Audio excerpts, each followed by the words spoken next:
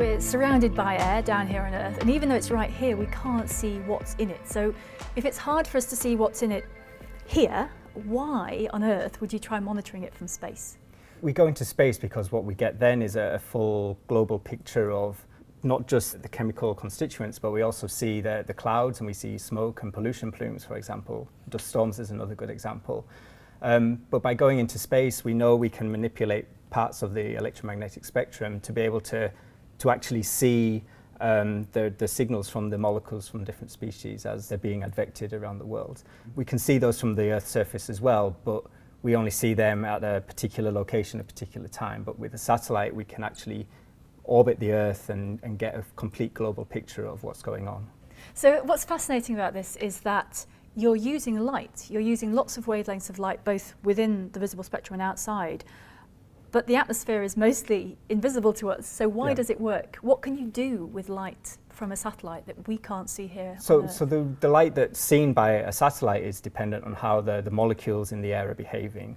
So in the infrared, we're seeing the vibrations of molecules that are releasing energy that's coming out of the top of the atmosphere as heat. And that's the signal that's actually measured by these satellites. By measuring those signals in the laboratory and knowing what the composition of the gas is, we can then use that information to calculate what the contribution of that gas is to what is actually measured by the satellite. And then that gives us the distribution globally of ozone or whatever other pollutant that we're interested in. Tell me about the Copernicus Atmosphere Monitoring Service, which you are part of. What does it do? So we run the Copernicus Atmosphere Monitoring Service here at the European Centre for Medium-Range Weather Forecasting. And a nice way to think of it is that we're doing for atmospheric composition what weather forecasting does for precipitation and temperature, except instead of those parameters, we're looking at pollution from different sources, we're looking at the ozone layer, for example, we're looking at dust storms, we're looking at fires, and we're looking at how that pollution then is moved from the source region across a region and across the globe as well. The analogy with the weather forecast is a very good example, and indeed what we do within the Copernicus Atmosphere Monitoring Service is we're using this weather forecast model into which we've added chemical tendencies and different chemical species so that they run alongside the weather parameters, and we can forecast them in much the same way. So there's a huge system here because, first of all, you've got lots of satellites up above the atmosphere, and then dealing with all of that data is very complicated. Run me through the path of what happens to the data until it becomes useful to a person on the ground. Okay, so typically what a satellite is measuring, it's not actually measuring ozone or a particular chemical species, but rather it's measuring this radiation, as we already mentioned.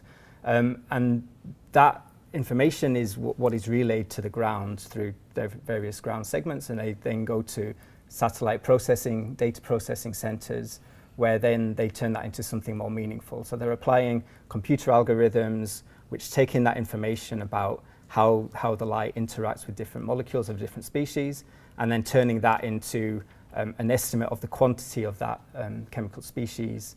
And that's the data that we actually use in our system to do the forecasting. And then you're producing tools which you can use, an individual like me could use like a weather forecast. So you're sort of coordinating the data so it looks like something meaningful. Tell me a little bit about that. Yeah, exactly. So part of getting users for this kind of data is to make it into a form which is understandable and which you can look at and get at what the message of the image is. So everybody's familiar with looking at weather forecasts on the news or in the newspaper or on the internet. And we can produce similar kinds of maps which then show the distribution of pollution plumes and how those things are changing over time. What we're also doing in the Copernicus program as a whole is to provide free open access data to anybody that wants to use it, and that's true of the atmosphere monitoring service data as well, and that includes all the parameters that we're estimating based on those satellite data. So the point of your part of the system is that you take this satellite data that's got this information, you turn it into something that people can make sense of, and then you make it openly available. Yeah. Because this is a big teamwork effort to get to that point, isn't it?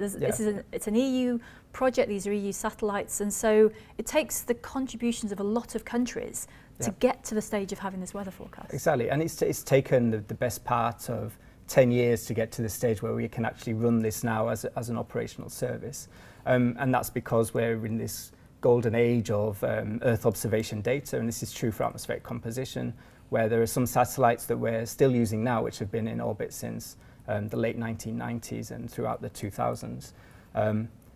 And the effort for getting those instruments flying and producing that data is huge, and it's a huge international effort that includes not just people from the European Union, but also scientists at NASA and NOAA and elsewhere around the world.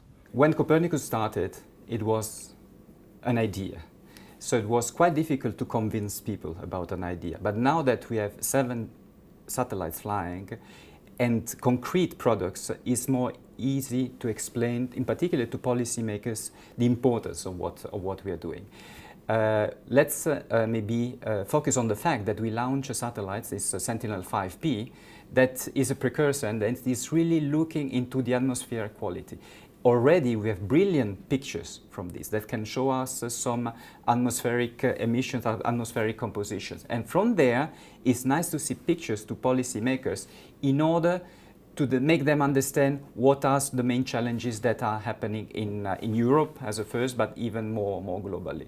It's a challenge, and we have many people working around us. So the Commission is managing this program, European Space Agency is developing the satellites, but then ECMWF is running the service, and EUMETSAT is also contributing through the operation of the satellites. And in particular, in the future, Sentinel-4 and 5 will come in the, let's say, in the range 2020-2021, in order to complement our Sentinels constellation and to provide us even with more capacities.